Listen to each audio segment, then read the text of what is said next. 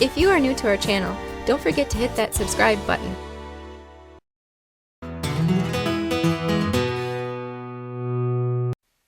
There's many seeds in which you can start saving or prepare for saving right now in early summer. Right here are leeks. These were planted last year, they overwintered, came back this year, and now are going to seed. Leeks, and we'll show a little bit later, onions are biannual. Grow their first cycle, first year. If they're not harvested, they overwinter, dormancy, then come back, and then they will put seeds on. And these are not quite ready. These will get a little bit larger and open up and flower, and you'll have bees that will be attracted to these. And then once you'll know they're ready whenever they're starting to dry out. You can squeeze them and the black seeds pop out, and they're dark and they're hard. So that's one indication that they're ready to go. So these are leeks. So let's find other seeds in which we can start planning on saving before the fall. This is our lone onion. It's going to seed. It was planted on that end of the bed last year. During the spring cleanup, we moved it down here and it's going to seed.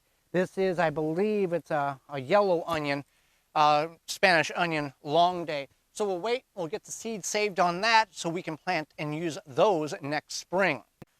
Another item in which you can save seeds on in our area, in our garden, this is scarlet kale.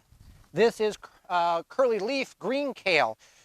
These were both moved this spring, but you can see the pods are beginning to form, and there'll be a number of seeds in that pod. Now, both of these are the same as the leeks and the onions, meaning they were grown last year, overwintered, and their second year they produce seed. But what if you don't have those coming up, as we do here? One, you can set aside a specific plant for each one of these applications so you can have seeds this time next year or in mid to late spring. Now, one thing you may have seeds that you planted this year that you can save is radishes. Here's a perfect example. This is, there's about 2 plants here, 3 plants. This is radishes. What happens when you let your radishes go to seed, they produce little pods, basically little pea pods is what you may be familiar with them looking like. These are a little too past edible stage, but if they are younger, they are tender and they can be consumed without any issue whatsoever. Now, if you let your onion or your radishes here go to seed, leave them be, and they will completely dry out on the plant. And then when you open them up, this is a premature pod, but you can see the seed fell out.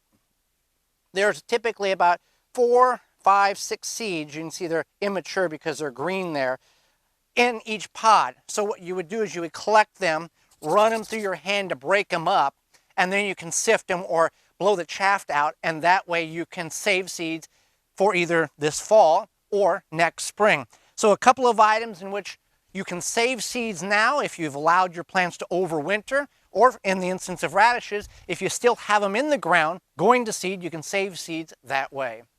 For more information, please visit thewisconsinvegetablegardener.com.